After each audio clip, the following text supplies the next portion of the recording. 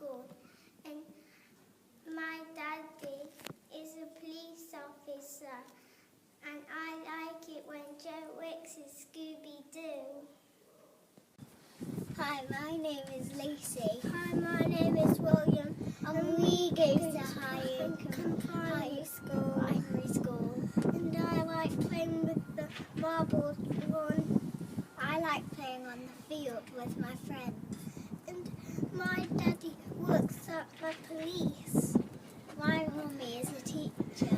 I am Joshua, and I go to Highcombe Primary School, and my dad is a key worker, and my mum works for Boots, and I love the field.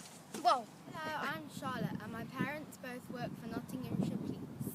My favourite thing that I've done at school so far is rounders. Hi, I'm Leo, and my mummy and daddy work for the ambulance service as paramedics. They take people to A&E when they've had an accident. I have been at school recently, and my favourite thing has been weaving Eye of God. Here's a picture. That's all from me, and this message is to say stay home, stay safe. Hi, my name is Ethan, and this is my brother Johnson. My mum and dad work for the key workers of police force. Our favourite thing at Highcombe Primary School is rounders. Thank you, County Council, for keeping us safe. Keep all the key workers who are working during this pandemic. Thank you, Mum and Dad and the school. My favourite thing is so I can play with my friends. Me. Thank you for Miss Lowe, and thank you for Miss Smith. And we had lots of fun with belly dancing and painting rocks. Thank you for keeping our school open. Mr. Bancroft and the cleaners are all fab. I'll have a lot of special memories here. Thank you to Mrs. Thompson, Mrs. Pye, Mrs. Sheila, Mrs. Kayla. We've been painting, we've had ice cream, we've been outside, and we've even had Easter eggs. Thank you for letting us in the school while my mummy cooks the dinners. We made fairy gardens, and we played on the bikes, and the teacher made it lots of fun, and we made lots of new clothes. My mummy and daddy work for the NHS. My mummy and daddy work for the NHS. My mum and dad work for the NHS. Our mum and dad work for the NHS. My mum and dad are on the front line risking their own lives. We want you to stay at home to help save lives. We want to protect our family and would like you to protect yours. This virus can kill anybody. You may not have symptoms, but you could still be spreading the virus. It's important to stay at home and help save lives.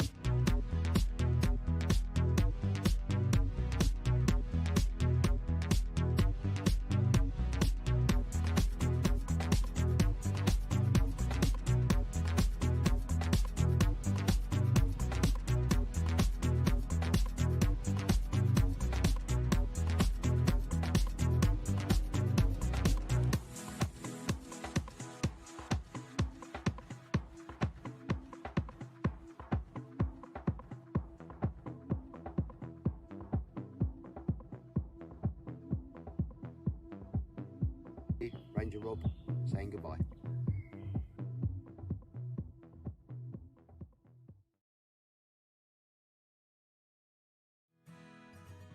My son Josh recently turned 2.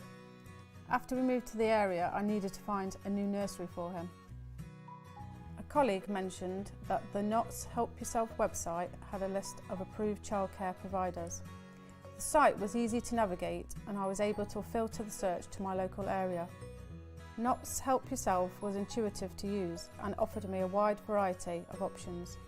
The site gave me access to a whole host of opportunities and provided me with a wealth of useful information. It was brilliant to see Josh settling in so well on his first day. I'm happy knowing he's well looked after.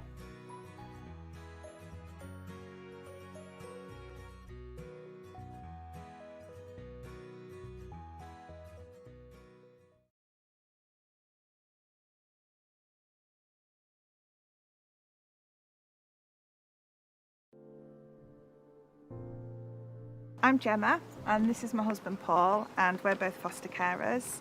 I think initially we were a little bit anxious ourselves about going to panel. It sounded quite scary, but it wasn't at all. It was just a really friendly chit chat with a group of people around a table. It was more of a celebration really of us being there and of us, wanting to become foster carers. The County Council offer a fair rate of pay, so we get paid dependent on our level of experience. So after you've done it for a while, then your level of pay will go up based on your experience and level of training that you've done. We've also got a network hub, which is a foster carer support group, and it's just an informal get-together. We feel so valued as a foster carer for Nottinghamshire County Council. Everyone's so caring and wants what's best for you as a family. The matching process is really careful, so they listen to our needs and, they would never think of placing a child that wouldn't fit in our environment. As a foster family, we try and just make it everyday normal life, try and bring some stability and love to that child that's staying with us and give them experiences that perhaps they've not experienced before. We love going out on day trips together, and for example today we've come pony trekking. Nottinghamshire's a great place to foster because we've got so much on our doorstep, there's so much that we can do.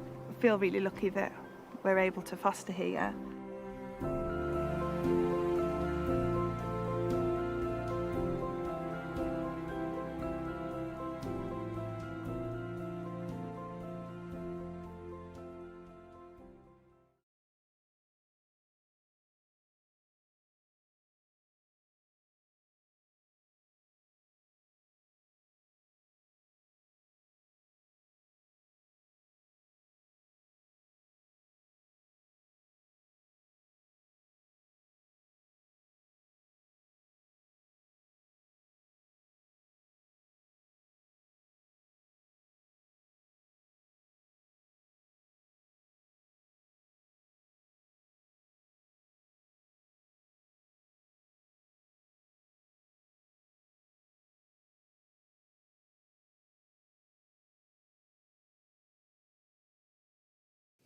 Hello, my name is Michael and I come to High Oakham Primary School, and my daddy is a police officer and I like it when Joe Wicks is Scooby-Doo.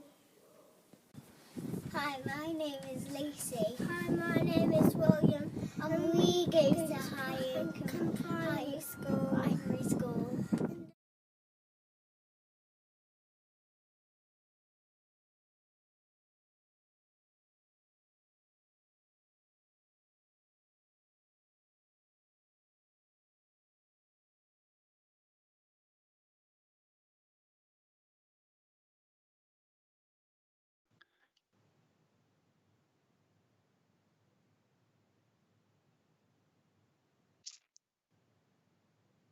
Okay, so thank you everybody, and good afternoon. I'd like to welcome you to the first meeting of the COVID-19 Resilience, Recovery and Renewal Committee, which, as you know, it's being held remotely.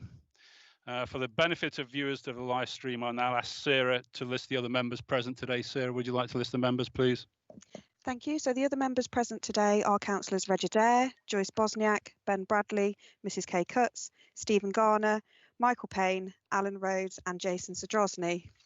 As well as myself, we also have the following officers present today. So we have the Chief Executive, Anthony May, Corporate Director, Adrian Smith, Service Director, Derek Higton, Director of Public Health, Jonathan Gribbin, Group Manager, Nicola McCoy-Brown, and Team Manager, Kevin Sharman. Thank you, Chairman. Thanks a lot. We've got three items at the beginning of the agenda, which are just procedural. So the first one is to note the appointment of John Knight as chairman and Reg Adair as vice chairman for the municipal year. We've got to note the membership of the committee, which is as printed and which is Sarah's just read out. We've got apologies for absence. I don't think there are. We're all here, yes. Are we? Okay, thank you very much. So we go on to declarations of interest. Does anybody get declarations of interest then, please, either pecuniary or non-pecuniary? I'm going to take that silence as meaning that nobody has got anything to declare. So we're on to the first main agenda item, which is logistics and terms of reference. And I'd like Adrian Smith to introduce this report then, please. Of course, thank you, Chair. Members, you'll see under item 5, we've got the logistics and terms of reference report to inform members of the terms of reference in the proposed meeting cycle. This is a very standard report in establishing a new committee. Draw your attention to the proposed meeting schedule under paragraph 4, and the recommendation is listed there on page 2. Back to you, Chair. So I formally move the recommendation, which is included on page 4. Can I have a seconder for that, please? Yes, and I second that. Reserve me right, Chairman. Thank you very much. So now I'm going to invite members. Have anybody got anything they'd like to bring up? Any views? Alan, where are you? Councillor Rhodes, please. Thank you, Chair. The Labour Group has expressed concern about the terms of reference previously. We won't be supporting the terms of reference. I personally think, and I know that's the view of my group, that it is opportunistic and offensive to partners who we've been working so closely with to serve our communities in these very difficult and trying times to be talking about the reorganisation of local government in this committee. This is a committee that should be concentrating purely on our response to COVID-19, how the council and its partners have responded effectively, where we need to work differently to respond more effectively. And I think it's more of a scrutiny of that than looking at local government organisation. So we won't be supporting the terms of reference, Chair. Thank you. Anybody else? No. Okay. Reg, did you want to say anything? You have the right if you wish. No, I'm fine. Thank you. I'll support the recommendation. Okay, on that basis, then we're going to go to a vote. I am going to ask, instead of just raising your hand, because I think for clarity, we're going to take a roll call, if that's okay. So I think Keith will read out your name now, if you can just say whether you're for or against. Actually, Chairman, it's going to be me doing this one today. Sorry, Sarah. That's no problem. Sarah. Okay, so as the Chairman has said, I'll read each member's name in turn. If you can state whether you're voting for, against or abstaining. Councillor Adair. For. Councillor Bosniak. Councillor Bosniak. Bear with me. Against. Thank you. Councillor Bradley. For. Councillor Cutts. For. Councillor Garner. For. Councillor Knight. For. Councillor Payne. Against. Councillor Rhodes. Against. And Councillor Zadrozny. Against.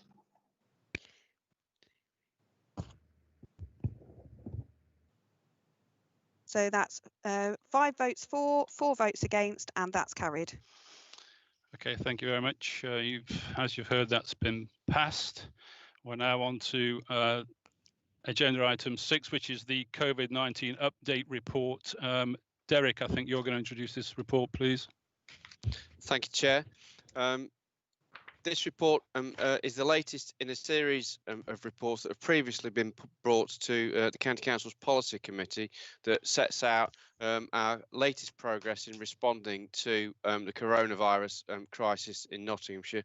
As members will have seen when reading the report, it's a comprehensive overview of all the work that we've been doing in recent weeks to combat and respond to the crisis, and it describes in some detail the various elements of the work that we've undertaken and also the various programmes of work that we've undertaken that we've developed in response to coronavirus.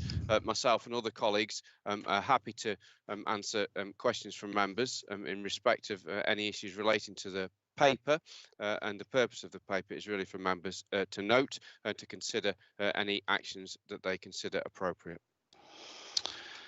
Okay, so I'll be moving the report. Seconded, Reg, will you second that, please? Yes, I second the report and reserve my right, or second the recommendations and reserve my right, I should say. Thank you, Reg.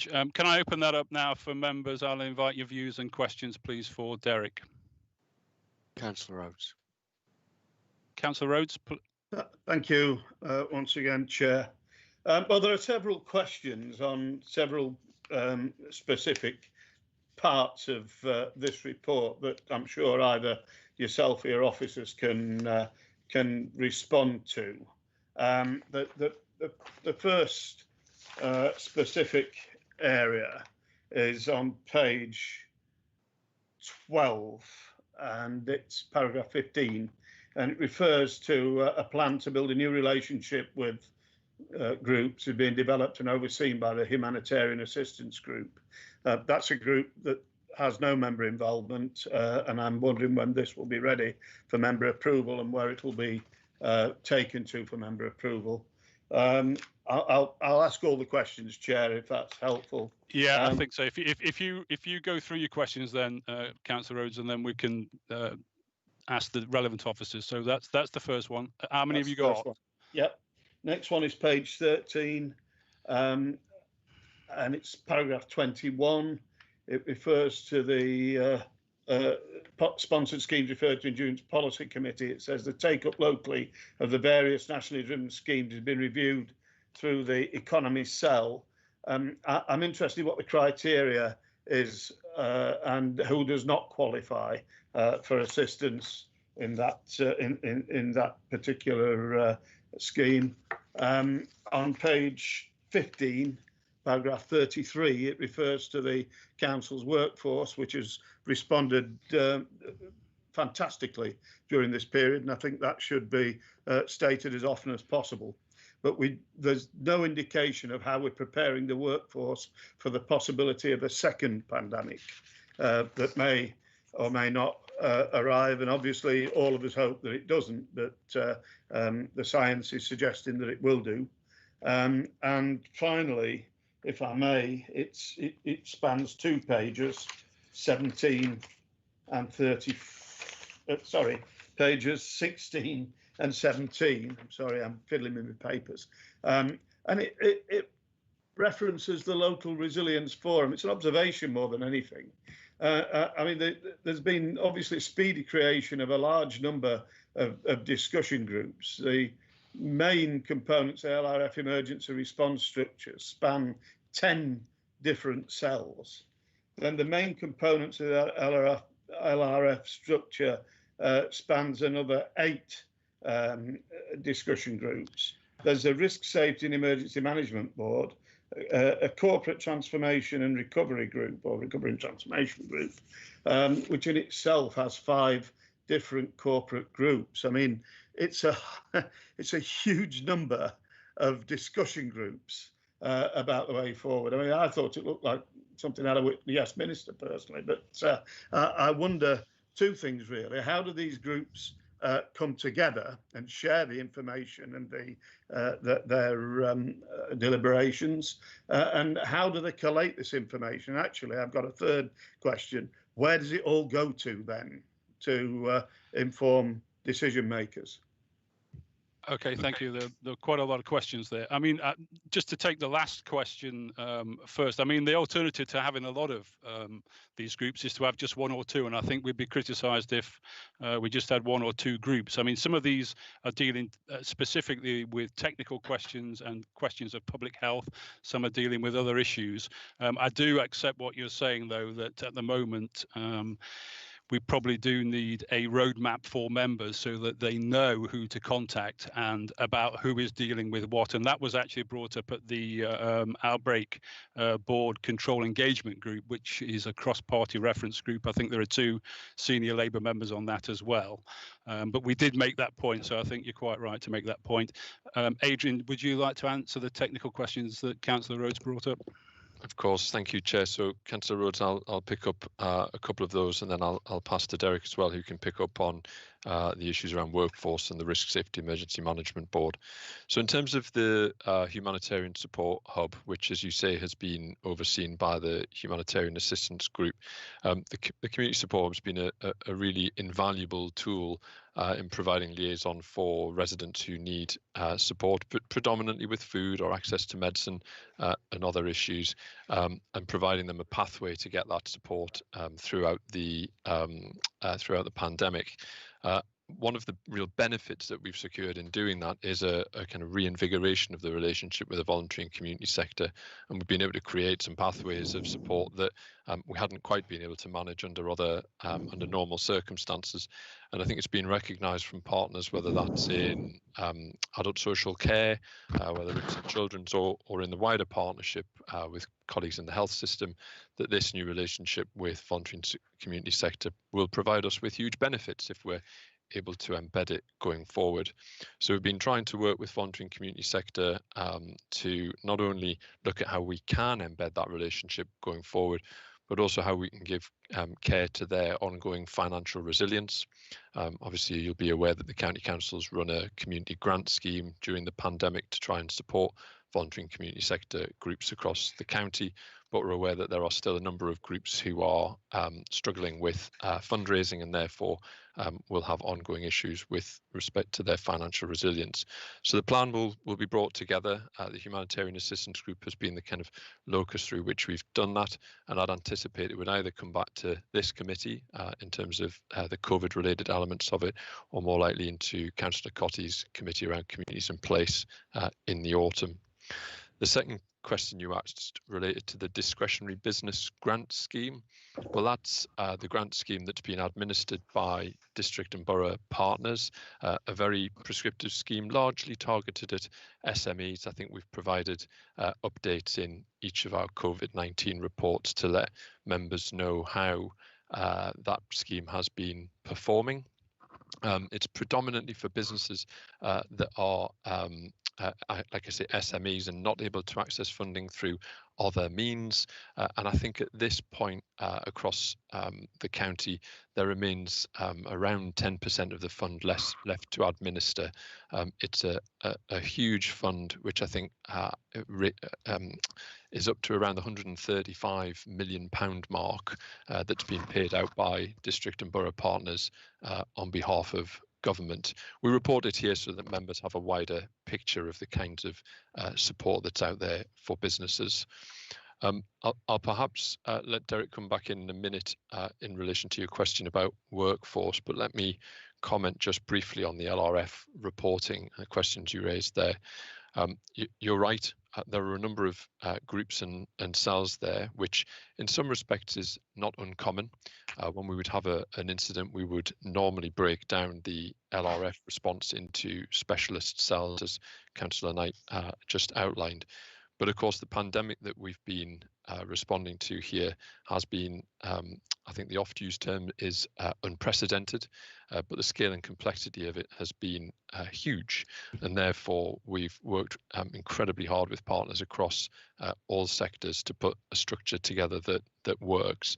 It's worth saying that it's evolved as a structure over time, and it's regularly reviewed by the Strategic Coordinating Group, which sits at the head of the reporting structure. And notwithstanding we've introduced a substructure now for recovery, we're due to speak to colleagues in the coming weeks about now the stepping down of some of those cells because they've reached the end of their tasks. I'll look to Derek, if I may, to pick up the point about workforce, and you might also want to comment on the RSEMB, the internal response structure. Thanks, Adrian.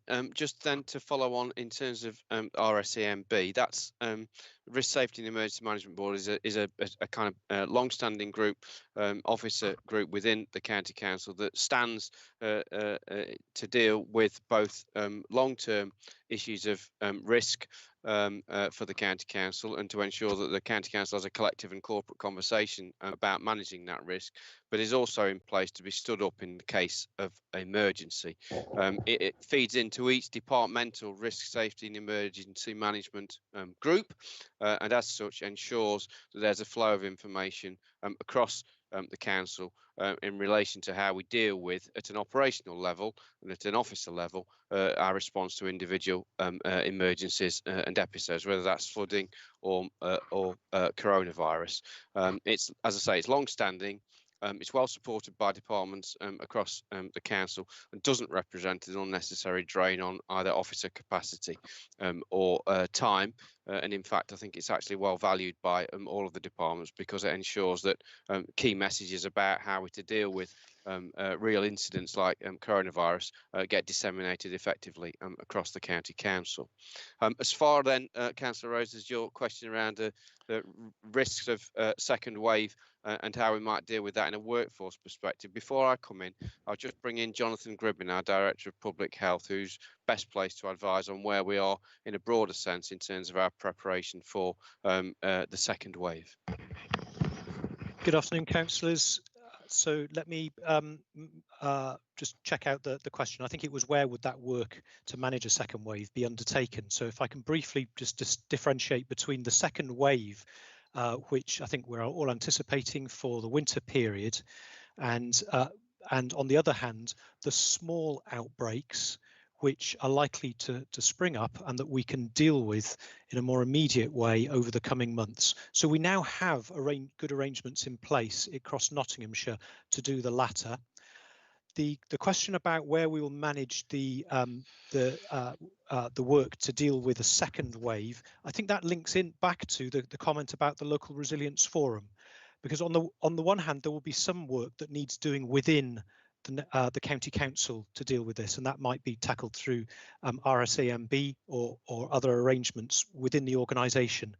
But actually, to mount a really effective response, it requires a multi-agency approach, and that brings us back to the role of the Local Resilience Forum. I think by the winter period, we will, as Adrian indicated, need to have reviewed and revised the structures and probably updated them to make sure that they're fit for purpose. But I think a proper way of managing that second wave will be with our multi-agency partners, including the NHS, the districts and city and others. Okay, thank you very much for that, Jonathan. I have got both Ben and Joyce asking want to make comments or ask a question, but Alan, did that cover the things that you were asking? It sort of, thank you, John. It sort of did and sort of didn't. I mean, I've not heard that there's been any discussions with the trade unions about a second pandemic and the preparing the workforce for that. And also, I'm still not clear where all of these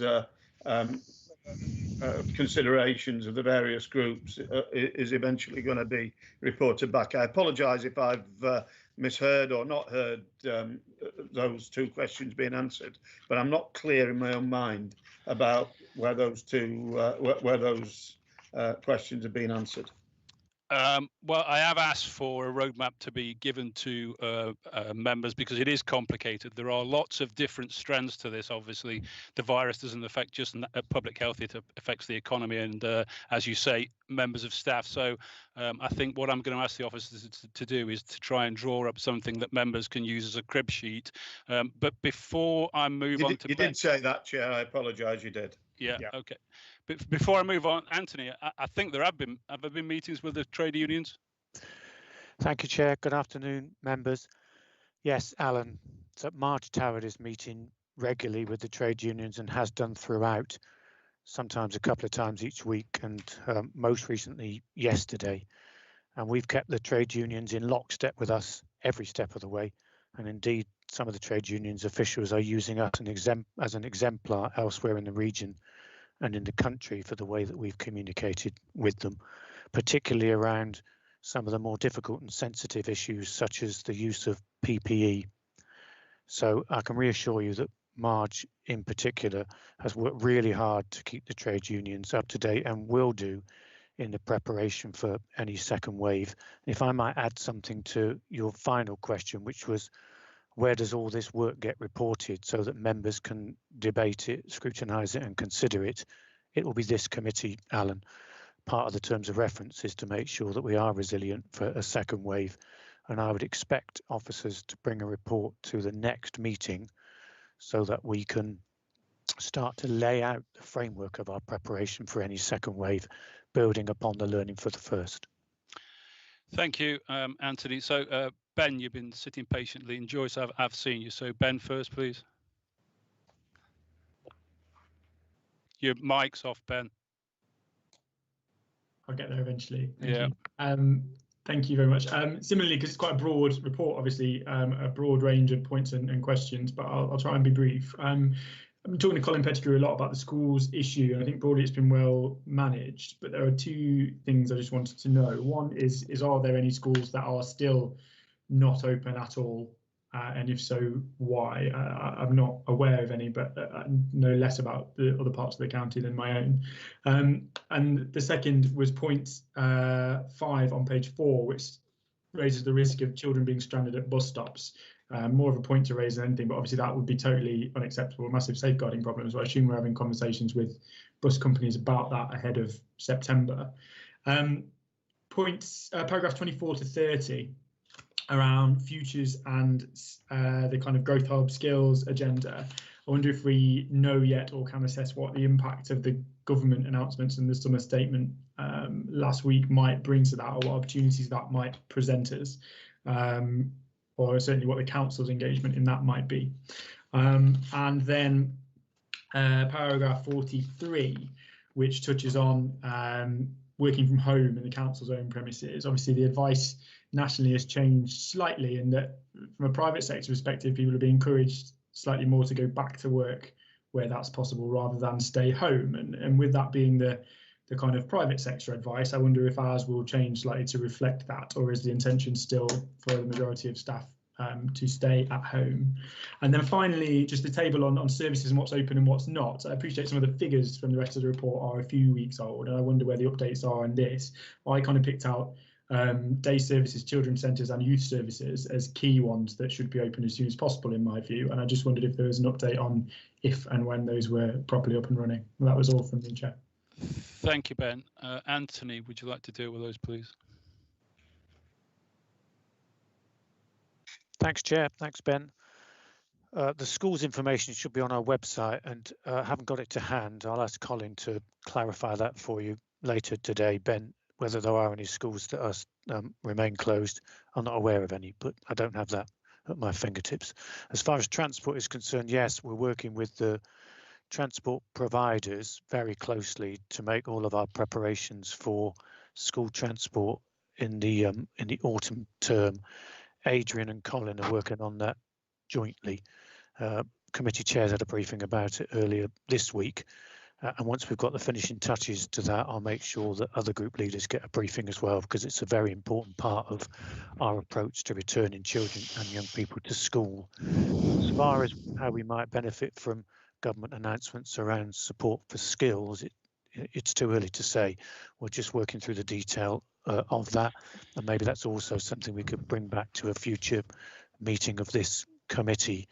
As far as advice about working from home, so yesterday I wrote to all the county council's staff and told them that the advice from government, particularly for us, officially hasn't changed. On the government website, it still says work from home if you can. So we have continued to reiterate that advice, but at the same time, we have a very comprehensive programme of repurposing our buildings. And if you go to the intranet, you can see some of the photographs and the plans that we put on display so that staff can see what the buildings will look like when they come back. So we're ready for either a continuation of the current advice, because our buildings by the end of this week will be repurposed for people to come back if they need to, appropriately social distance and so on. Or if the advice changes and there is a stronger encouragement for people to come back to their offices, we'll be ready for that as well, because the work that we've done is flexible enough to take into account both of those scenarios. As far as updates on the opening of services is concerned, if I may, Chair, I'm going to pass over to Derek. Thank you, Anthony. So, Councillor Bradley, your questions related to our day services, our children's centres and the youth service. In all three sets of services, obviously, premises are key in that, and the opening of premises in the current environment for kind of free circulation of service users and clients is really problematic. I think it's fair to say that in all three services cases, the provision hasn't closed and hasn't ceased completely, but is delivering valuable services to vulnerable children, young people and adults in a variety of different ways. And that is set to continue over the summer, whilst we explore how we can get those buildings back up and running in a way that works, not just for staff safety perspective, but also for the safety and the well-being of all the service users as well. That represents a real challenge, particularly when that many of those services are based upon working with significant numbers of people. So the challenges are fairly unique and very different from what we might find in the library service, for example, where we are able to open many of our libraries on a kind of one-in, one-out basis. You simply can't do that in a youth service setting or a children's centre setting. But it is fair to say, I think, that all the services are continuing to operate in different ways. And I think we're going to have to manage with that mixed economy over the coming months as well. Thank you, Derek. Thanks for that. Ben, did that cover most of the things that you were asking for? Yes, thank you, Chair. There's just one point that I would raise. I don't need an answer to it, but just a point to make. I think particularly around the services and challenges with premises, there's an argument to be had, particularly around youth services, where, you know, if we're seeing kids congregating in places anyway, a lot of those kids might benefit from the support of youth service, might benefit from interventions in those places, and better to be having that congregation in a supervised and organised way rather than left to their own devices in some cases. I also think with the social distancing advice, 1 metre plus being guidance kind of advice now rather than statutory, there's an opportunity for us there to be a little bit flexible perhaps, and maybe worth thinking about. But that's it from me, Chair. Thank you. That's a good point. Thank you very much. Joyce and then Michael. Right, just a few points. And I suppose mostly it's around the community support hub, or what's within that particular community support and resistance paragraph.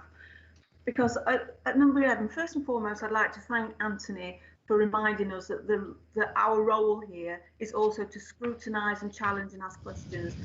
Because whilst it's a good paper showing all the, I know you promised a roadmap, and whilst that's really good, what I want to do is see some action. I think that's all of this group to ensure that action is being taken.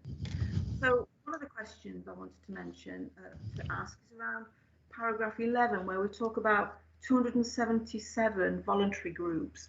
I'd like to know where they are, because for me, I have a concern about the length and breadth of the count is being actively involved and engaged in this.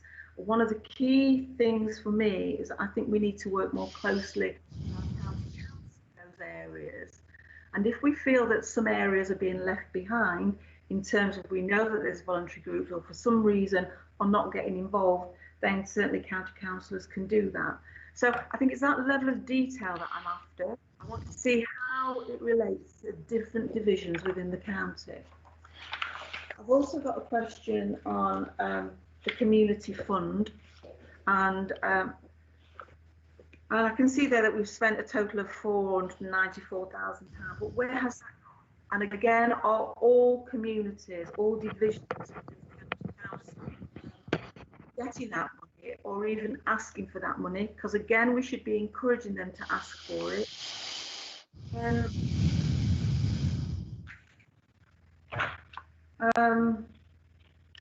It's similar to what Alan had said, and again, it's talking about the small business grants and leisure business grants. I'd like to know where that's going, and again, break down in divisions, because we have a role here to actively encourage our communities to go for this money and to be absolutely sure that they know it's available. So simple questions, but I think it's mostly about elected members' engagement and looking after our communities and voluntary organisations. Okay, thanks, Joyce. I'm going to ask two different officers to deal with those questions. Adrian, if you can deal with the first one, and then Derek, if you don't mind dealing with the second one. Okay.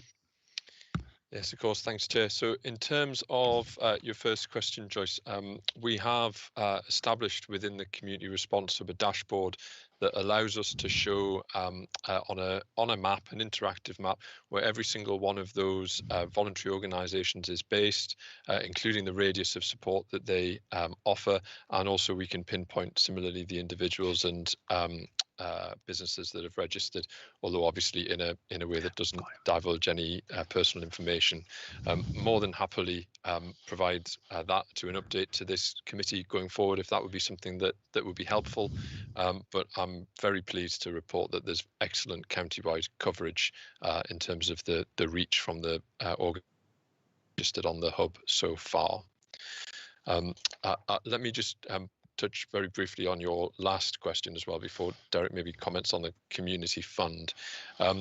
So of course, as I referred to earlier, the discretionary business fund has been administered by the district and borough partners. I'm sure if we asked them, we could try and get a more granular breakdown, and that if that information is available, we can share it with committee members. Not a problem. Derek, did you want to add something? Thank you, Chair. Just to pick up then, Councillor Bosniak, on your query around the community fund, we wrote to members a few weeks ago now with the breakdown that you're seeking in terms of what funds have been distributed where. It's no problem for us to do exactly the same thing. Again, we will be taking a report to the Communities and Place Committee in September on progress with the Community Fund. In the couple of weeks since that the report that you're looking at today has been drafted, we've continued to receive a good stream of applications, and they're currently being considered.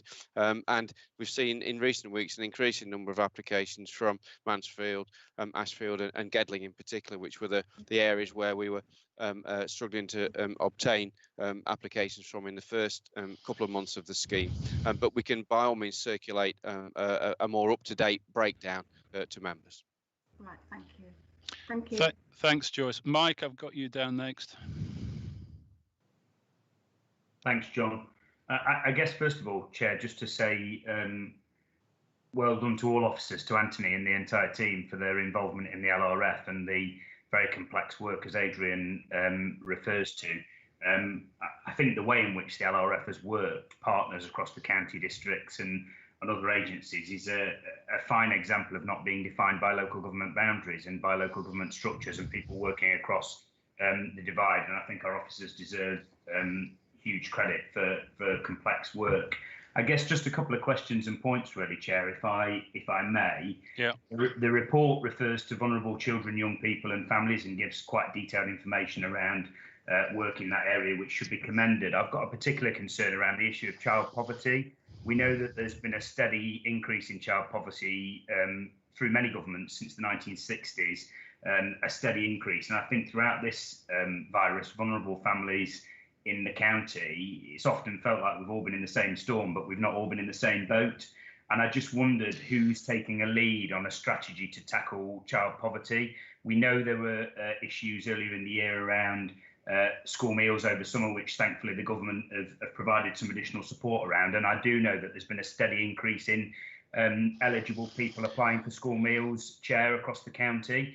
So just some information, Anthony, from whoever's the relevant officer around who's leading on a strategy to tackle child poverty, because if we're not looking after our future generation in the county, then economic recovery isn't going to be forthcoming.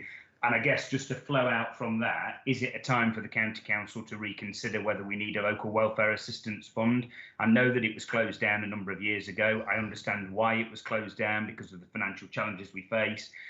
But we do know that some vulnerable people have really struggled throughout this pandemic. So is it worth at least revisiting that as an option, and this committee considering it? Just one then around schools, slightly sort of flows from the point that Councillor Bradley made. The report makes reference, Chair, to issues around traffic and congestion outside of schools, which we all know as county councillors is a problem in our own divisions. It references the problem in the report, but is not forthcoming on the solution. And I just want to tie that to, Chair, I presume the addendum to this item is also being considered at the moment. The addendum refers to the Emergency Active Travel Fund. I do note in the officer's report that of the £573,000, we did bid for a full amount from that allocation.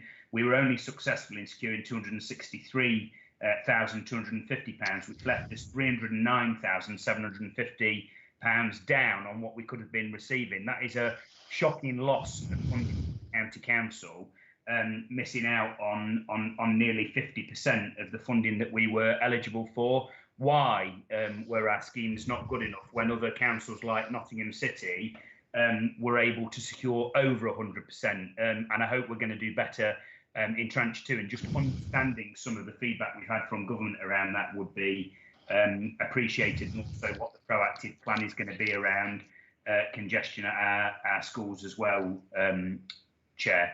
I think that's everything for now, Chair, but congratulations to officers. This has clearly been a very trying time, a very complex issue to deal with, and I know people have been working at all hours, and they deserve our thanks and credit. Thanks, Mike, and I think you make some good points there. The one about us being in the same storm but not in the same boat, I think, is a credible line, and I agree with you that I think we should be looking at some things that affect perhaps our children, as you brought up, but we'll perhaps put that on a future work plan. You've asked several questions that are going to, if you don't mind, there are several officers who are probably best rather than asking just one officer. So I'm going to ask Derek to answer the first ones, and then Adrian, perhaps if you can take over the second. Derek, can you deal with the first? Certainly, Chair. Councillor Payne, so just in respect of your questions more broadly around child poverty, the County Council does have a child poverty strategy and approach, which has been owned and governed within Children and Family Services Department for the last few years. That's still a live strategy, and it's generally been led by colleagues in early years because of our links with children's centres and the way that children's centres support families, particularly vulnerable families. So that strategy and our kind of target-based approach to that is still live. So as a result of your question today, I'll ask colleagues in children's services to update you on where we are in respect of our kind of child poverty action plan. Thank Adrian. Thank you, Chair. So in terms of the Emergency Active Travel Fund and congestion around schools, so you're absolutely right, congestion around schools and ensuring safe access to schools for children and families is going to be a really significant issue for us, so that we can all be geared up and ready for September. So we've had a series of guidance has been provided to us now from the Department for Transport, and colleagues have been working progressively through that, both with head teachers, but also with all of our contracted providers, including, of course, our own fleet. We've started working with schools, heavy focus initially on primary, but similarly then into working with the academies and secondary. And I'm sure you can imagine, Councillor Payne, we're going now on a kind of school-by-school basis, working through their restart plans, trying to understand the specific geography in and around their school. They're all different, as you well know, and then trying to come to a view as to how we can best support access. Now, for some, that will be about changes to bus routes. It might mean that we need to split routes where buses serve more than one school. For others, it might be where we need to consider what we call demand suppression, which would be to kind of introduce changes to the highway in the vicinity of schools so that parents can rely on other travel means, walking the last mile, say, for children. But as I say, trying to work on a school-by-school basis now. We've had very positive engagement and feedback, and I think I would want to highlight as well some of the excellent work that the team have done around a travel toolkit, which was initiated by Children and Young People's Committee, I think maybe last year, which helps provide advice to schools, parents and children, including provision of options that can be used in the curriculum to help children explore different and safe ways of getting to and from school. I think we all want to avoid the case where there's significant increase in car usage for taking children to school, and so that work's well underway on that, and happily provide an update either in September or October as to how that progresses. On the Emergency Active Travel Fund, and we could also, I guess, have included a report on the Reopening the High Streets Fund, both of which were funds that the Department of Transport provided. The Emergency Active Travel was a fund that we had to bid for, whereas the Reopening the High Streets Fund was one that was allocated directly to districts. And we made good use of both of those to try and implement temporary measures. It wasn't always easy, as you can imagine, particularly around the Active Travel Fund, where we had just a week to respond. And I think what we've highlighted in the addendum is the complexity of trying to introduce some of these temporary measures on a rural transport network, issues that aren't faced in urban areas. And I think, if you look at the amounts of funding that different councils received across the country, by and large, it was large rural counties that underachieved.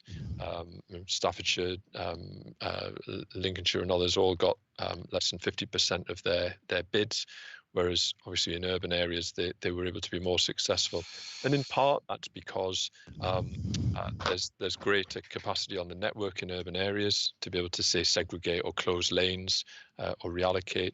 That often isn't the case in rural areas where it's a single carriageway. And so I think that probably explains it. But similarly, the feedback was largely focused on our ability to demonstrate value for money and our ability to demonstrate deliverability on those schemes that weren't successful. And again, to my mind, that points to the scale and complexity of the kind of rural highway network. But nevertheless, officers are taking steer from members about the Tranche 2 funding, which I think, as the addendum points out, relates to a much bigger pot of money and includes the opportunity to bid for permanent measures rather than just those that are temporary. The guidance actually arrived earlier this week. So between publishing even the addendum and this week, new guidance has dropped. Slightly unfortunately, the submission date is in early August. So our intention of taking this as a set of proposals to Communities in Place Committee in September, I think won't be possible, unfortunately. So we'll take a steer from members to try and get some eligible schemes, and hopefully we can perform better in Tranche 2. Thank you. So we've John, can I just say thank you, John, for the response and the detailed response on the Emergency Active Travel Fund. I raised the question because I've had a lot of correspondence from residents, and I think Adrian's explanation just goes some way to setting out why there was that disparity. I guess my point just back would be we just need to raise our game and raise our aspirations on this. And I don't say that as a criticism. I say that because there's an appetite out there. A lot of residents have written to me in the Arnold area who really want to see that inclusive approach to travel, walking and cycling. And I think particularly in our town centres, and around our town centre areas, there is a real ambition for this and a real desire for it. And I think the county's signalling that and talking about it a bit more publicly and sharing some of that explanation that Adrian's just given out with the public to create a bit of discussion about this and a bit of interest, I don't think would be any bad thing, because I share your view, Adrian, that if I take my own division on Mansfield Road, the drop in air and the improvement in air quality and drop in emissions in an area that's been a problem for us for decades has been phenomenal since the coronavirus. So how do we not go back to business as usual post the pandemic? And thanks for the detailed explanation, but that's why I raised the point, because there's a real aspiration and ambition from residents for us to do better in Tranche 2. Thanks, Michael. Did you indicate, Councillor Zadrozny? Yes, Chair, thank you. Oh, sorry, let me lower the hand. Yes, thank you.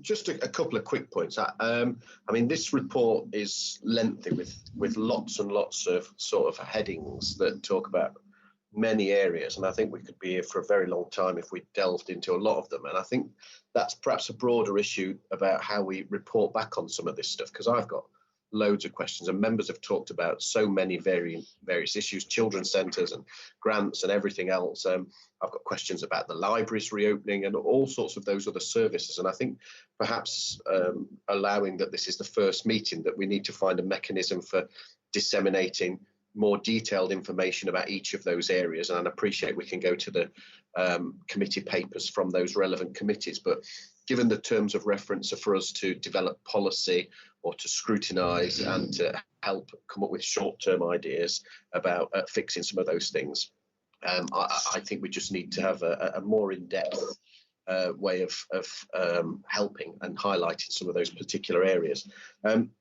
So that's a broad point, Chair. My real question is on PPE, which is right at the beginning of the report, which of course came to Personnel Committee a couple of days ago, or a week or so ago now. And I still have enormous concerns about it. I have concerns because we, as group leaders, were having calls throughout the real hot heat of the crisis that we were only a day or two away from being unable to provide key services because we couldn't protect our staff. We were running out of PPE. The government were not communicating very well with us. We didn't know physically where it was being dropped. You know, we had pallets dropped of gloves in one area, we had pallets dropped of masks in another area, and then we had to handball them and mix them together, and they were all, you know, 24, 48 hours before we were about to run out of providing that equipment to our home care and Meals on Wheels staff and those people that were really still going out into on the front line for us. And given we're talking about real recovery now and bringing staff in, they need some confidence to know that we've got a grip of it. And I've read the personnel report, which seems to say that it's set out a set of parameters about how we deal with PPE, and I didn't get that from that report at all, apart from adding it to our matrix of you know, concerns. I think, and again, this comes back to the governance bit I just mentioned, whose job is that? Is that for personnel to come up with a plan about how that's you know, how that's going to be sustainable and realistic regionally? Are we scrutinising our partners at Herts full stop about the supply and demand issues there? I mean, I spoke to a lot of Hertfordshire councils. They didn't have the same issues. So, of course, you supply your neighbours more closely, more easily. Is that for us to come up with a solution? But I think given this is the priority, if we can't get our staff, you know, getting people out of bed if they're vulnerable, delivering them meals, if, you know, those staff that have kept putting their life on the line need to know that we've got a grip on this. If we can't do that first basic, almost everything else is out of the window. So I guess the question is, can we have some confidence that that's being dealt with? And B, how do we fit into that and some of the broader issues in terms of policy development and scrutiny? Do we just check and balance what the Personnel Committee are doing, or do we have the opportunity to submit our own ideas as well? I'll keep it just to that one point, Chair, because I think that's my biggest area of concern. Thank you. Okay, thank you. Anthony, did you recognise that description? Yeah, thank you very much, Chair. So, well, some of those phone calls were between me and Councillor Zadrozny, so yes, I do. There was a time, particularly over the Easter period, where nationally PPE was an enormous problem up and down the country. And we played our part actually in making sure that the drops from central government to local resilience forums were more consistent and more frequent. And that situation improved during the course of May and June. And now the supply routes and the supply chain is much more reliable, Jason, I'm pleased to report. We've also done a lot of work in the council and across the LRF to make sure that colleagues who need PPE understand what they need, how to put it on and take it off, and how to use it and dispose of it. And we've done a great deal more to make sure that we don't overuse PPE, so that the supplies are sufficient, and we know that we've got enough to last us for the foreseeable future. To your point about the region, in my role in the Midlands Engine, I've also kicked off a piece of work across the Midlands to look at whether we can insource and onshore PPE and be less reliant on overseas suppliers. I think you probably know from our conversations, Jason, a lot of this comes from China and the Far East.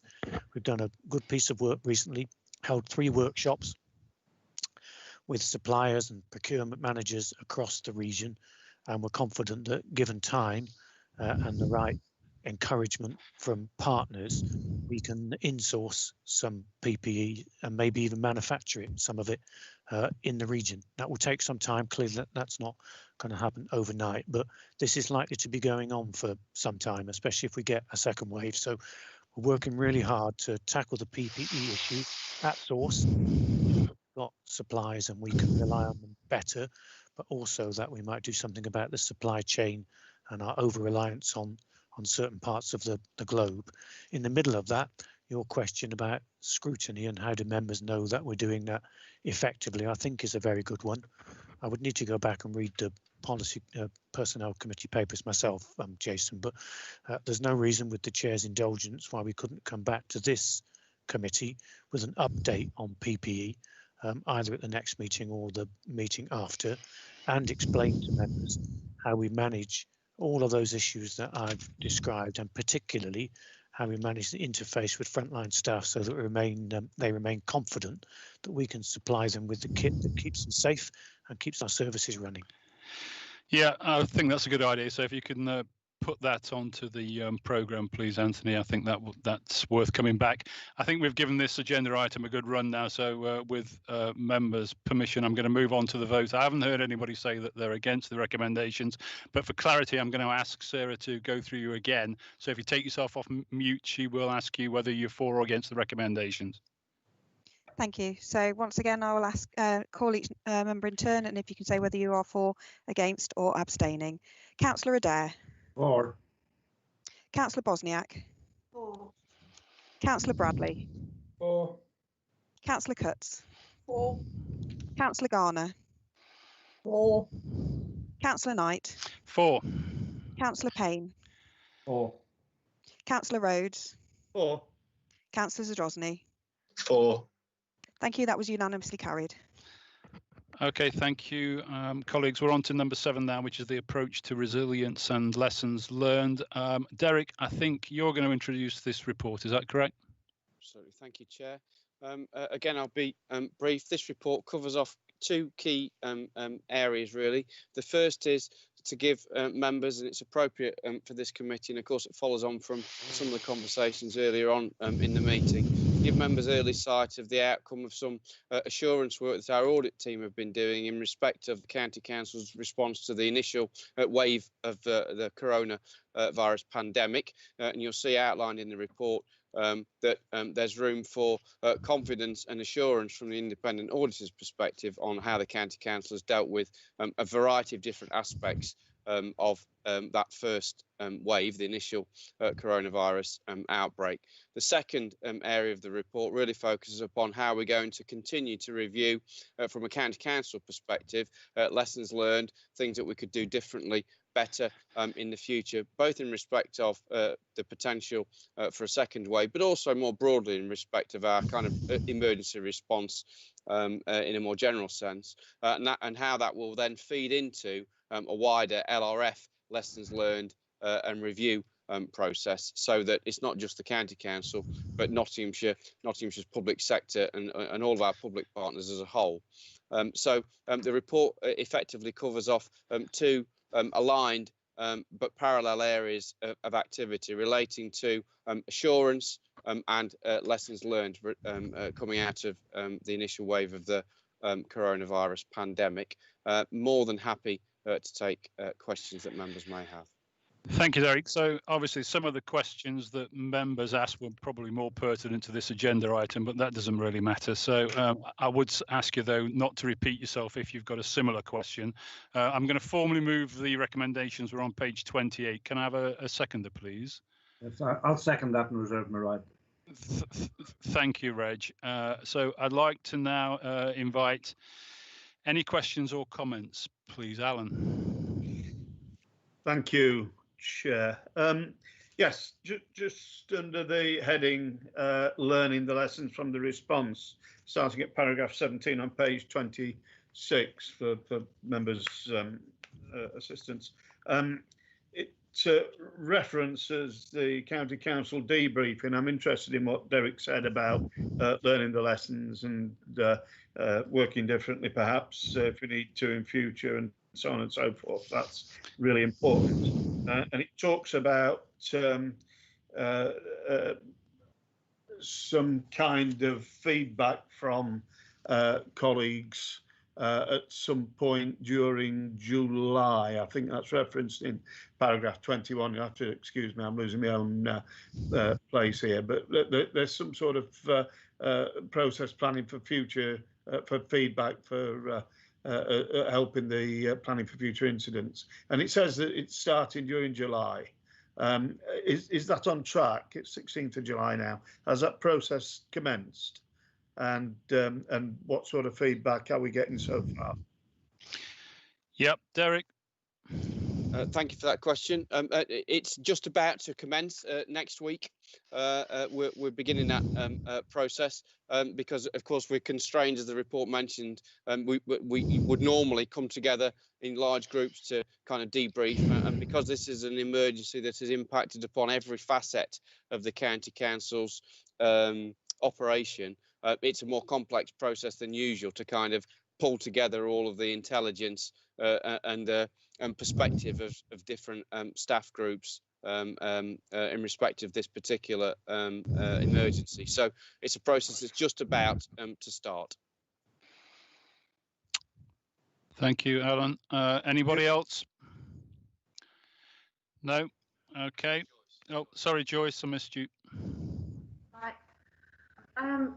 I suppose what I'd like to say is, again, I seem to be a stickler for detail at the minute, and I'm looking at the overall assurance pie chart that gives me, nice black and grey chart, but I'm not quite sure what it's telling me. And certainly when I look at it, looks as though we're doing, we've looked at the risk and we feel that we're substantially assured that we can meet those risks. And then I'm not quite sure what we're talking about here, because residents and stakeholders, there's a great big chunk of grey there that is saying reasonable. I think I'd like to know more about the comments made by the internal auditor, and that's the kind of scrutiny that I want to bring to this committee. And I notice that it's internal audit. Is there a mechanism for an external? I'd like more detail about what that's actually telling me. Okay, thanks, Joyce. Can I just say, we can't really, your microphone's going in and out. I'm not sure if it's something at your end, but I think we got most of it. Anthony, I think you're probably best answering that question. Yeah, I can't see any reason why we couldn't share the audit report with you, Joyce, and members of this committee, because it'll go to governance and ethics in any case, and some of what you've asked is covered in paragraph 10. So take it from me, I've read the audit report and it gives us substantial assurance. The issues it raises around residents and stakeholders, I think, relate to the way we communicated, Joyce, as much as anything. How timely and frequent and useful were our communications with residents. But rather than me labour through that now, I haven't got it in front of me. With the chair's permission, I suggest we just circulate the audit report to members of this committee, because members of governance and ethics would get it in any case. Yeah, I think it would make sense. Were you happy with that, Joyce? Yeah, I'd be happy with that. Thank you. Okay, thank you, Joyce. Mike. Yeah, thanks, Chair. And Anthony's covered some of what I was going to ask. Anthony, it's just, I don't know that it is you, Anthony, or through you, Chair. It's just in relation to the two priority one issues raised by the internal auditors, which are paragraph 13 on the pack, Anthony. One refers to keeping the corporate risk register up to date, and there's a clear explanation there that this action had commenced at the time of the audit and is now nearing completion. I accept there's probably somewhere it's appropriate for that to go, maybe governance and ethics. But I think when that has been completed, given the terms of reference we've approved, it would be really helpful for that to be circulated around this committee, given the responsibility we're discharged with. And likewise, I don't want to jump the gun, Chair, but we've got an agenda item next that talks about the economy and the potential impact on our local economy of coronavirus. I think the point raised under B there, the other priority one risk that's raised around a lack of financial scenario planning, and there's a response that is going to happen. Once those financial scenario planning models have come forward, I see policy committee is referenced there, but it would be really helpful for this committee to just understand what those different models say, Anthony, and to get the benefit of the wisdom of people like Nigel Stevenson in talking us through some of that, so that as elected members we can properly understand what that scenario planning in terms of the financial government council is actually saying. Thank you, Michael. I'll let, I think Anthony is the best person to answer the finance bits. Derek, was there anything you could clarify on the first points that Michael raised? Certainly, Chair. Just to give members reassurance that the corporate risk register is now up to date. We've gone through a comprehensive review of the risk register, and that would, under normal circumstances, be presented to Governance and Ethics Committee as part of the normal course of business on an annual basis. But again, as with Anthony's previous comments, there's no reason why that can't be shared with members of this committee, because it's in effect a public document. Anthony, would you like to comment on the financial issues? Thank you, Chair. Yep, thank you, Michael. So I will. I'll tell Nigel you called him wise. He'll be delighted. So I think it was Friday last week we published the estimated impact of coronavirus on the council's in-year budget and on its future years. I think today we've had the allocations of our share of the 500 million, which I think has put about an extra 5.1 million in the coffers for this year. I think we'd estimated 6, so we weren't far adrift. We are currently working through what it means for future years of the MTFS. We've got a special meeting of the corporate leadership team next Monday morning, and then we'll start to brief the leader, the chair of finance and the deputy leader in the weeks between now and the next meeting of finance and major contracts and the next meeting of this committee. And when we've worked through modelling and scenarios with their permission, and of course the permission of the chair of this committee, we very happily share them here. Yeah, I have no problem with that. Thank you, Michael. Is there anybody else before we move on to the vote? No?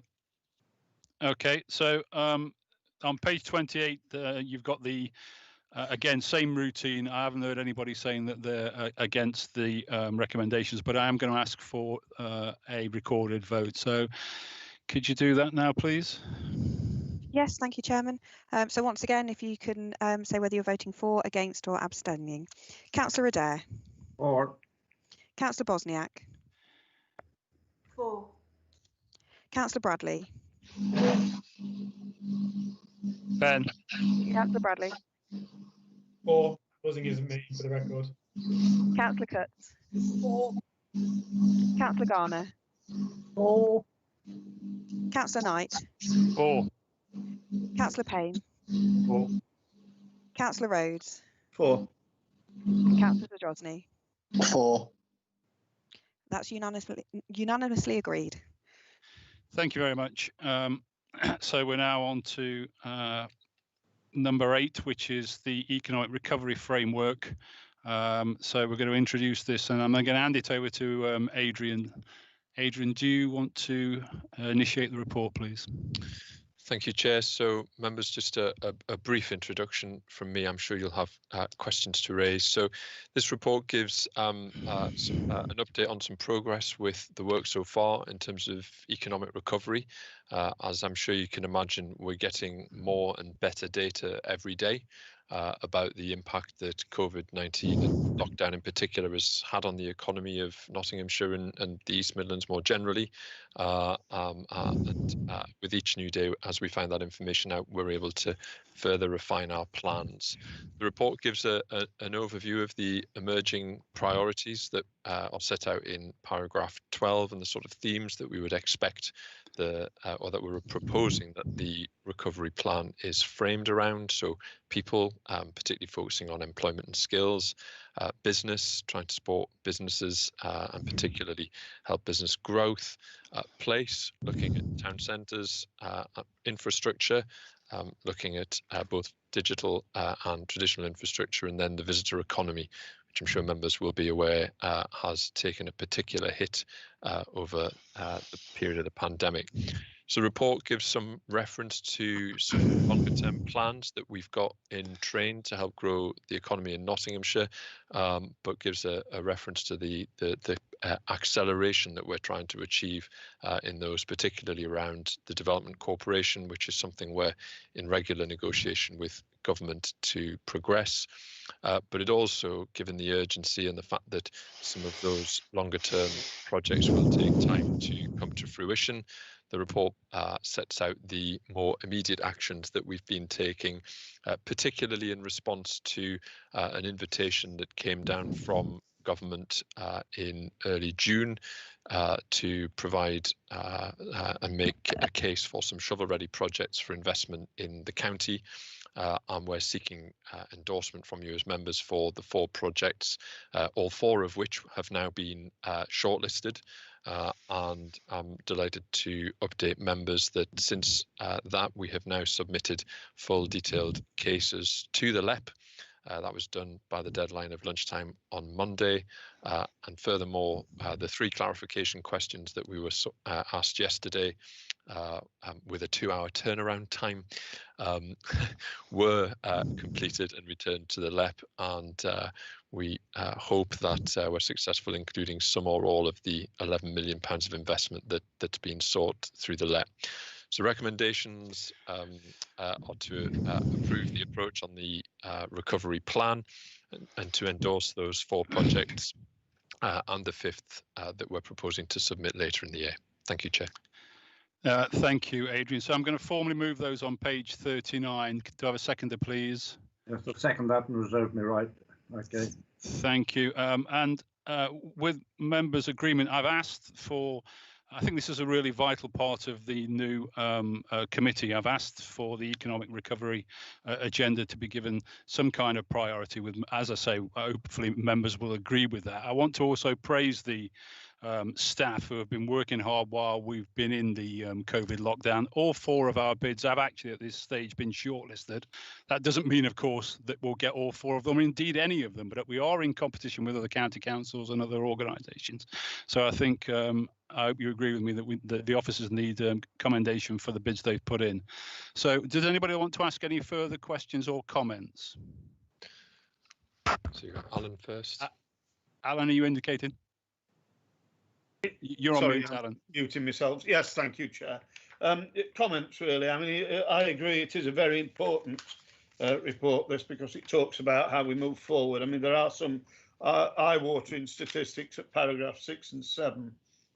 The table on page 33, paragraph 11, is rather generalistic and talks in terms of signposting, strengthening, shaping, and so on and so forth.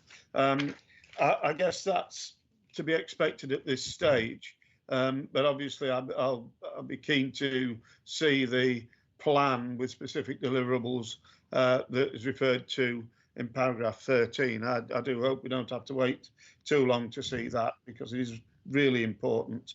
And again, paragraph 14, the first bullet point, mentions all of those things that were actually being told about before, but it's worth repeating, I guess, some of them about the Development Corporation and the potential of places like Towton, Chetwynd, the Ratcliffe-on-Soar, and so on and so forth. But again, we need to see some detail and timescales, and whether or not these plans will be adversely affected should the HS2 proposals not come to fruition. And I know the government has, as previous governments have been saying positive things about HS2, but I think we're in a new scenario at the moment, so we can't take that for granted. Glad to see a passing mention of electrification of the Midland Main Line at the bottom bullet point on page 34. I think that's a crucial part of our financial recovery. I think more should have been made of that.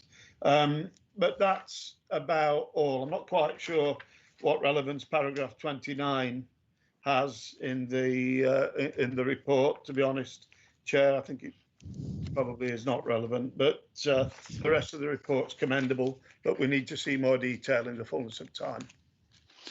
Thank you. I'll take those as comments, Alan, if that's okay, and move on to Councillor Payne. Michael, did you have a question or comment? Mike, you're on mute. Mike. Sorry, Chair. It's probably more of a comment, really, Chair, but it particularly relates to the point in paragraph 6 around without intervention, sluggish growth or retraction of major sectors such as manufacturing, education and wholesale or retail trades will bear the brunt of the economic impact in absolute terms in the locality. And I guess just a plea really to both officers and to Kay and the leadership to press the government to just temper the suggestion around trying to centralise planning around town centres. I hope colleagues on the call would agree that decisions around planning are best made in the locality, not best made in Whitehall or Westminster. I do have a concern that the intention of ministers around residential starting to move into town centres could have detrimental impacts on our high streets if those decisions are taken by people who don't understand their locality. So, of course, while I understand Chair has a role in terms of strategic approach to planning, I think I've heard Councillor Cutts say before in the chamber, these decisions that have a local impact are best taken in the locality, and the County Council clearly has a role to play in that. And I think we do need to just stress to the government that if there are going to be planning reforms, do that in partnership with us. Don't just move to a centralised approach, because there's a red flag here, isn't there, in relation to the retail sector? And I certainly know we're concerned about our town centres in Gedling. And then the other thing that just stands out as eye-watering, as Councillor Rose said, is the concern around unemployment. That figure of 2% of school leavers in the current cohort being expected to find employment, and the alarm bells ringing around the rise in unemployment in particular areas with Gedling and other areas, obviously I represent, potentially being over 10% is really concerning. And I know there's reference in here to what the County Council's doing working with DWP, but we just need to keep that absolutely squarely on our radar, because it goes back to the point I made earlier about our future generation, our young people. Yeah, thank you, Michael. Joyce? You're on mute, Joyce. Thank you, Chair. Somebody switched me off and I didn't realise. It wasn't you, was it? Right, paragraph 15, where it talks, again, I've got a bee in my bonnet about planning. We talk here about the Prime Minister on the 30th of June outlined a package of measures to drive economic recovery, etc., etc. But the bit that concerns me is local leaders are being provided new freedoms and funding to get building now and drive forward recovery at the local level. Now, when he talks about local leaders, are they talking about district leaders? Are they talking about county council leaders? Because one of the issues for me is that the county council all too frequently has to pick up the pieces when district councils have ignored what our own highways officers have said about development and building. So I want to be assured that we will still have a voice in making sure that we're happy with whatever development is taking place, because of course we have to provide the schools, the social care, the highways, etc. So that's an issue for me. So if you could answer that question, I'd be grateful. Sorry, were you making a case for unitary authorities there, Joyce? No, I was not. Well, you know. I did notice Kay's wry smile, but as an issue, Sounded like it actually. Go on, go on. As an Yeah, issue, sorry. any relaxation on planning regulations for me is a real concern, and greater debate and discussion needs to take place. And then lastly, and I suppose this is for Adrian, I want to talk about the Linda's Berryhill development, where it looks as though we've asked for an additional 3 million for, and I've seen the list on the yellow pages, which is fine. I thought we'd already asked for it. I thought we'd already got that in the bag anyway, and that's what we were providing. And then I suppose lastly, when will we know whether these projects have been successful? Sorry, say your last. I missed the last bit. When will we know whether these projects have been successful? Yeah. Okay. Thank you, Joyce. Adrian, would you like to deal with those last two questions, please? Certainly, thank you, Chair. So yes, the Lyndhurst project. So this is an additional £3 million of funding that would help accelerate the development.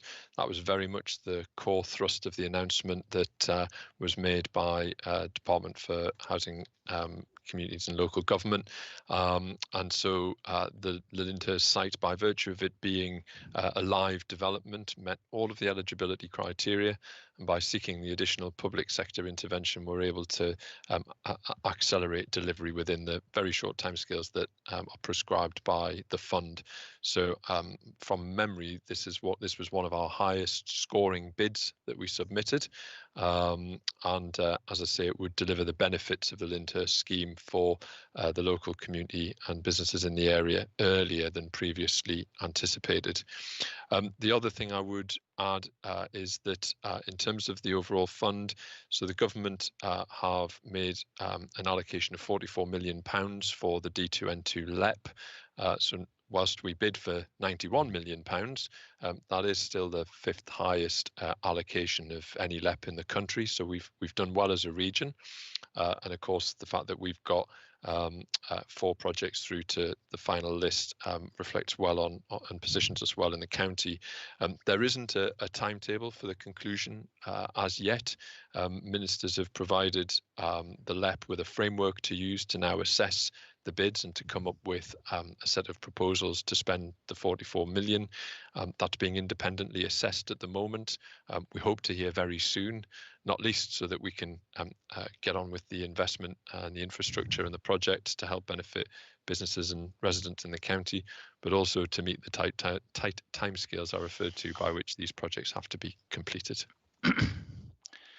Thank you very much. So with members' agreement, I'd like to note it that we thank the officers for the work they've done behind the 4 bids. I mean, as I said, it's the kiss of death, of course, because we may not end up with any of them, let alone all 4 of them. But I think to have got 4 shortlisted against other authorities is something to be very proud of.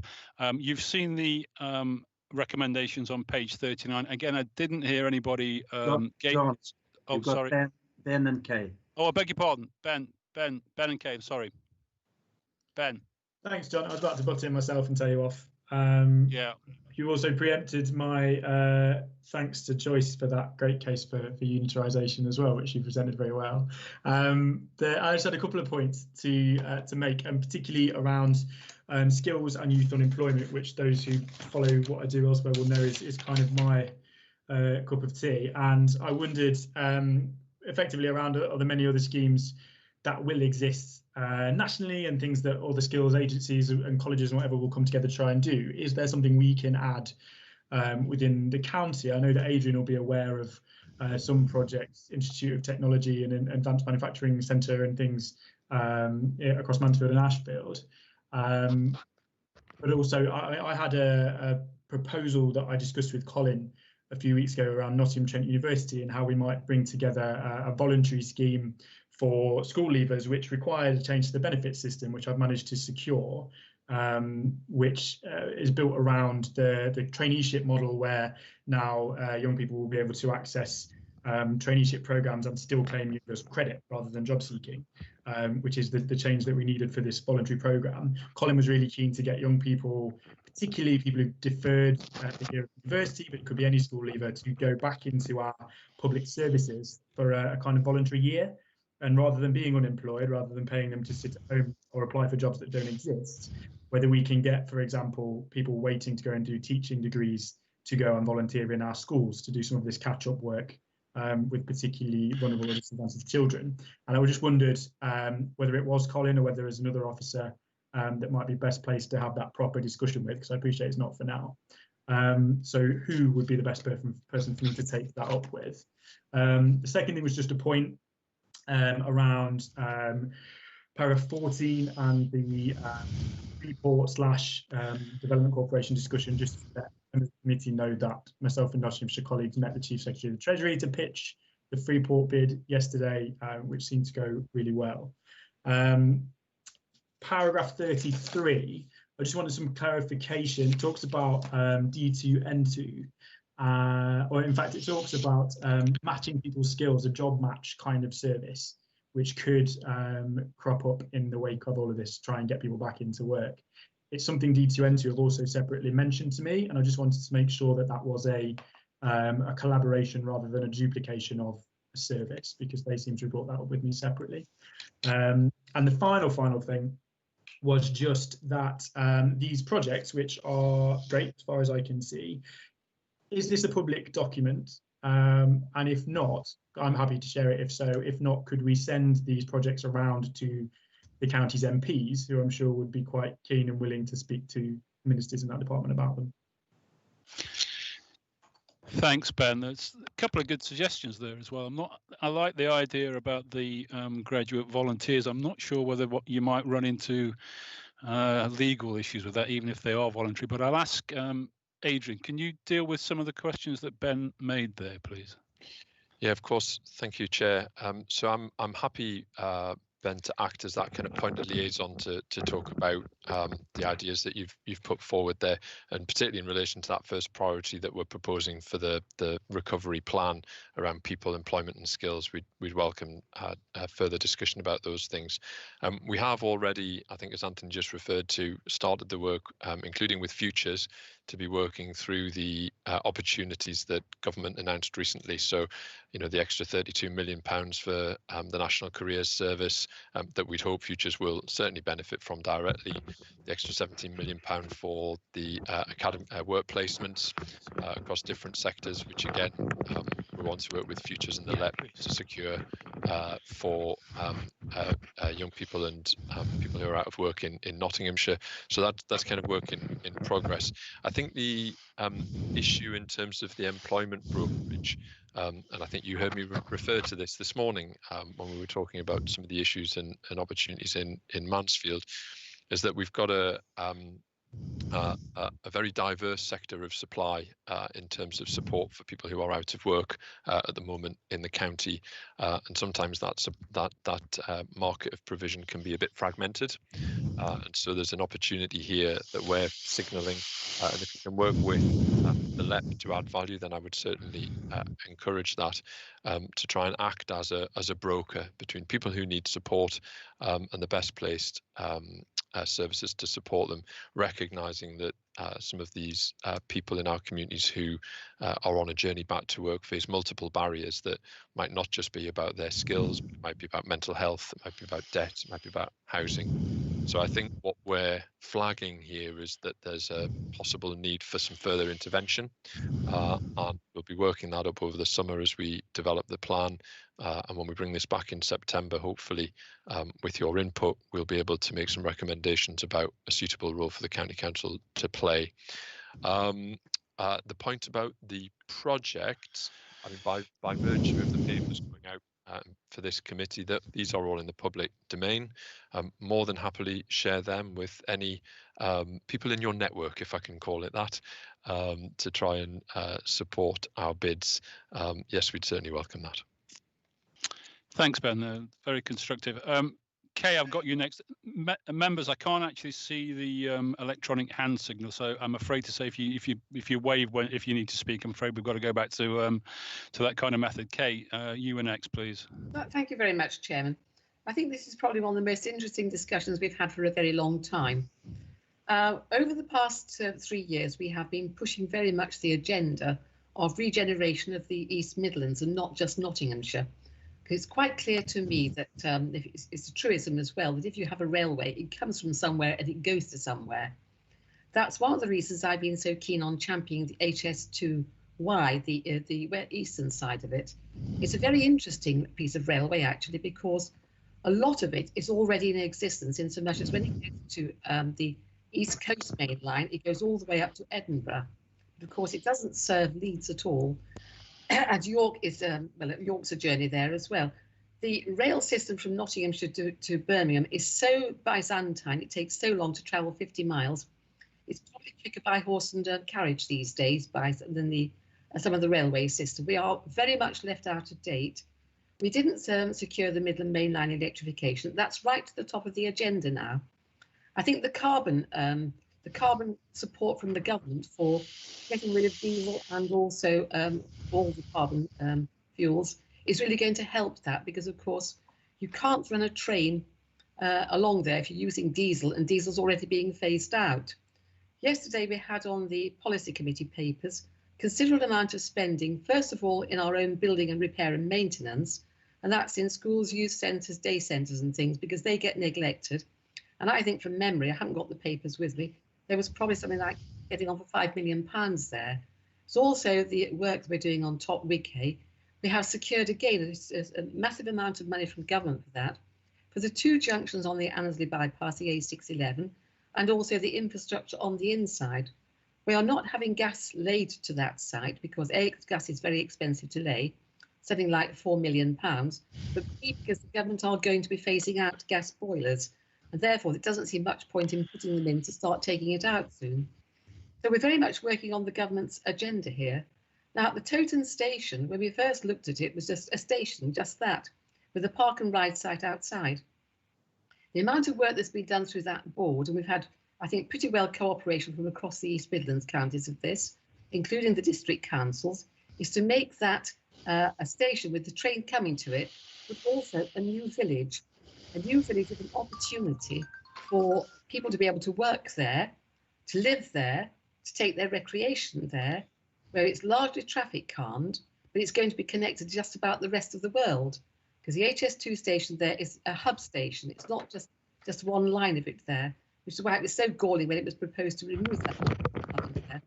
That Toton station has all the blue and green, if you like, the nice things that people like to have. It will have a connection to the African nations. And only yesterday I was talking to my colleague Verlander about the work they have done to make quite sure those connections are there. So we want to go ahead with that village now, as we are an exemplar, at Top Wighay, and we're well known for this. And again, because we've been pursuing an East Midlands wide agenda and not just piecemeal one bit and then the next bit, everything works together. Yesterday afternoon, I attended a meeting of the Development Corporation, and I can honestly say there was a meeting of minds in the room. We were all on the same page of this. And again, it's an East Midlands agenda, because you can't start separating out one thing from another. I was quite cross at one meeting when we started talking about the LEPs in competition with each other. We are not in a competition. If we're going to have a free port at the airport in East Midlands, and I think everyone's welcoming that, I'm also welcoming the chance of a free port at Immingham Docks, because I honestly think a free port there would actually add into our road infrastructure. And if you refer back to the papers, it has the line of roads there we've been talking about. Northern York Bypass, the Ollerton to Loudon improvements, the A1. Now, the A1 wasn't cited until very recently. I also attend the Midlands Connect Board, and my colleagues from Lincolnshire and from Rutland, both of them pointed out how the A1 is a main conduit north to south. It's an extremely good road to Peterborough. It's an extremely good road from the edge of our county onwards, but through our county, it hasn't been improved for, I don't know, 40 years. And so we've now got that on the agenda as well, because I was talking to one of our officers the other day, he couldn't see the difference between the bit where it left Nottinghamshire and went on to Edinburgh. Also, why were we left out of this equation? I mean, part of the problem is everything has this value for money tag attached to it.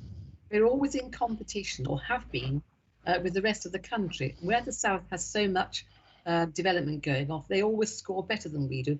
I can't believe that we always have to score that low. I don't think that over the last 40 years we have not been worthy of investment, but the truth is we haven't had it. And I am determined now, as leader of this council, whilst ever I continue to be leader, that we are going to be pushing this agenda really loud.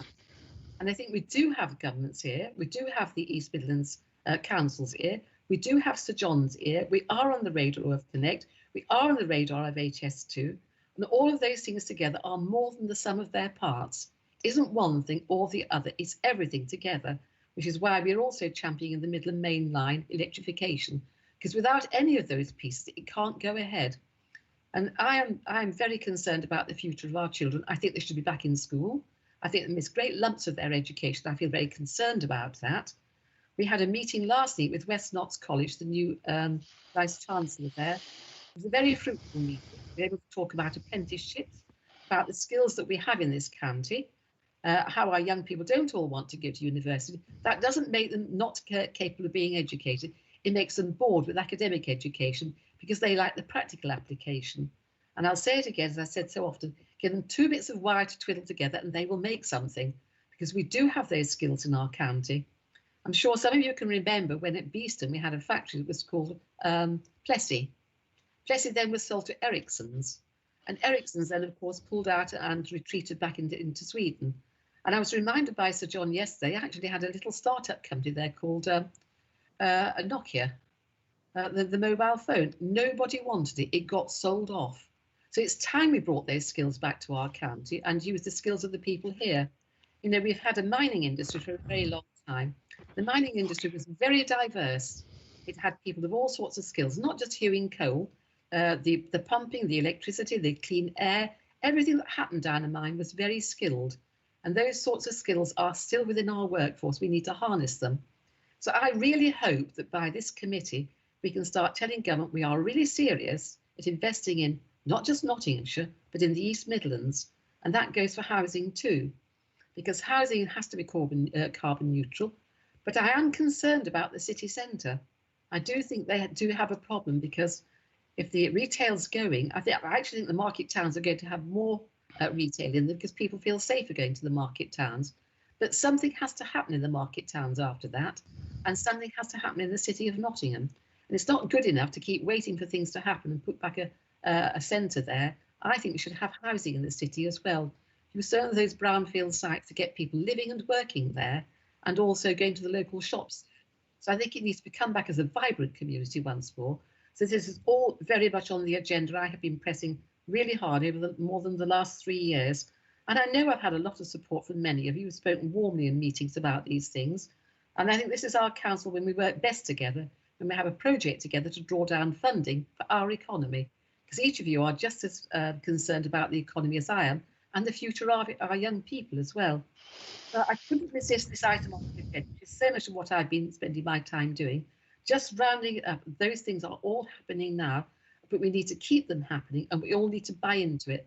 And I am sorry to say it will involve local government reorganisation, because we do have a £26 million gap to fill. And I am not cutting services. It will be the last thing I want to do, because I think those services are so vital to people in Nottinghamshire. So thank you very much, Chairman, for your time. Okay, yeah, thank you. There's a lot there, Kate. I'm not sure I'd go bragging about Nokia. I think they bankrupted Finland. I think they've gone bust, haven't they?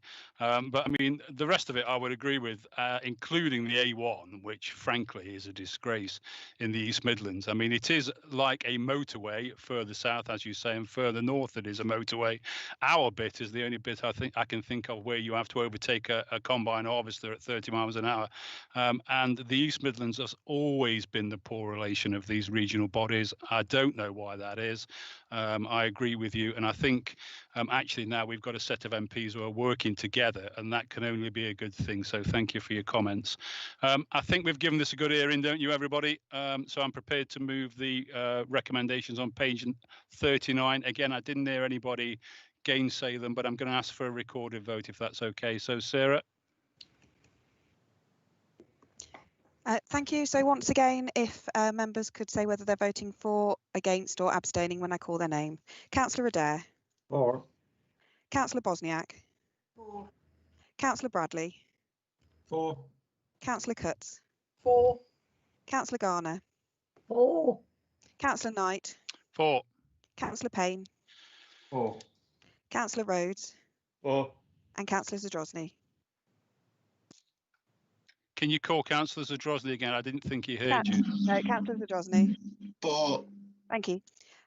Everybody's voted for that. Thank you, Chair. Okay, thank you. So that's passed. And I think we've just got the. It was a 4. Sorry, my signal's intermittent. Yeah, we've got you. Don't worry, we've got you. Just onto the work programme, we're going to introduce this item to the Chief Officer. Any amendments? Don't forget that we've got a white paper coming out about local government, so I don't doubt that there'll be something on local government coming forward. There's no need for a formal vote. Is everybody happy with it as they see it at the moment? I've got Alan, I think you had your hand raised. Yes, I do. Thank you. I don't see anything on the work programme from the Director of Public Health. I do think it's important that this committee has a report, an occasional report from the Director of Public Health. And I think by the time we meet again, it will be pertinent to have that report. So I suggest that we seek to put that report on the work programme for the next meeting, please. Yeah, that's fine. There's no objections to that. Anybody else got any suggestions? Otherwise, I'm going to close the meeting. No, thank you very much. Very constructive. Thank you very much, everybody.